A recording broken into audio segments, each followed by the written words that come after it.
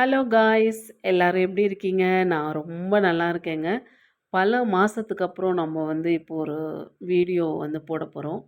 ஆ ஏன்னா நெறைய work tension இது அதுன்ட்டு என்னால சரியா வீடியோஸ் வந்துட்டு போஸ்ட் பண்ண முடியல. ஆ இனிமே நான் வந்து கன்டினியூவா போடுறதுக்கு ட்ரை பண்றேன். அப்புறம் நம்ம வீடியோக்குள்ள போயிட்டு ரெசிபி எப்படின்னு செக் பண்றதுக்கு முன்னாடி, ஆ சப்ஸ்கிரைப் பண்ணிக்கங்க. பெல் ஐகானை கிளிக் பண்ணுங்க. ஆல் பட்டனை கிளிக் பண்ணுங்க. அப்பதான் நான் ரெகுலரா போடுற வீடியோஸ் வந்துட்டு உங்களுக்கு நோட்டிஃபிகேஷனா வரும். நீங்களும் நெறைய பார்க்கலாம்.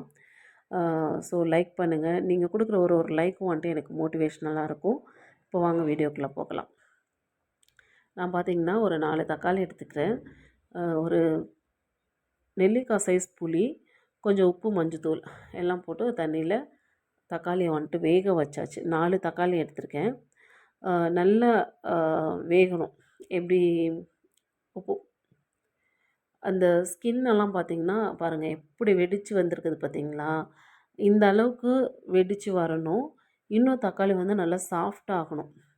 நல்லா அது சாஃப்ட்டா ஆச்சுனா தான் நம்ம அத வந்து ஸ்கின்னெல்லாம் ரிமூவ் பண்ணிவிட்டு, நல்லா கசக்கி புழியும்போது நல்ல ரசம் வந்துட்டு நல்லா வரும். ஸோ நல்லா சாஃப்ட் ஆகுற வரைக்கும் கொஞ்சம் வெயிட் பண்ணிக்கங்க.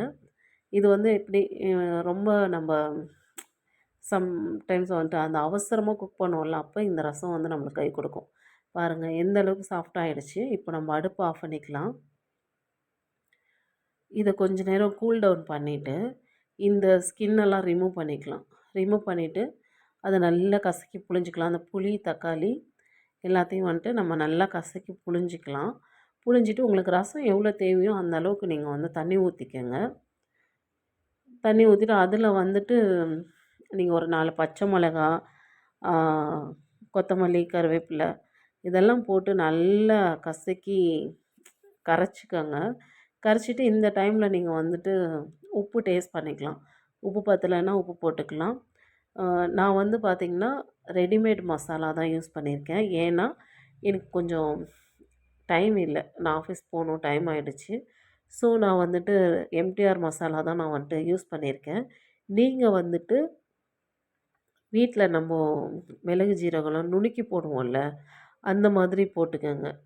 வீட்டில் வீட்டில் செய்கிற மசாலா போட்டுக்கோங்க. இப்போ ரசம் ரெடி ஆகிடுச்சு. ஒரு தாளிப்பு கொடுத்துக்கலாம். சின்ன கடாய் வச்சு அதில் கடுகு, சீரகம், காஞ்ச மிளகா, கருவேப்பிலை, பெருங்காயம் போட மறக்காதீங்க. எல்லாம் போட்டு நல்லா பொரிஞ்சதுக்கப்புறம் இதை நம்ம ரசத்தில் எடுத்து கொட்டிடலாம். கொட்டி அது வந்து கொஞ்சம் லைட்டாக ஆல்ரெடி எல்லாம் வெந்தது தான். ஸோ லைட்டாக அந்த நுரை கட்டுற அளவுக்கு நம்ம வந்துட்டு வச்சு எடுத்துக்கலாம். அவ்வளோதான், ரசம் ரெடி ஆகிடுச்சு. இதோடு இந்த வீடியோ முடியுதுங்க.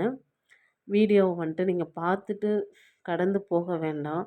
சப்ஸ்கிரைப் பண்ணுங்கள், பெல் ஐக்கானை கிளிக் பண்ணுங்கள், ஆல் பட்டனை கிளிக் பண்ணுங்கள். நீங்கள் கொடுக்குற ஒரு ஒரு லைக்கும் தான் எனக்கு வந்து நெக்ஸ்ட் வீடியோ போடுறதுக்கு ஒரு மோட்டிவேஷ்னலாக இருக்கும். உங்கள் ஃப்ரெண்ட்ஸ் அண்ட் ஃபேமிலிக்கு வந்துட்டு ஷேர் பண்ணுங்கள், சப்போர்ட் பண்ணுங்கள். உங்கள் ஆதரவில் நான் வளரணும்னு நினைக்கிறேன். ஸோ சப்போர்ட் பண்ணுங்கள். இங்கேயே இருங்க. அடுத்தடுத்த வீடியோ வரும். பார்த்து என்ஜாய் பண்ணுங்கள். பாய், see you.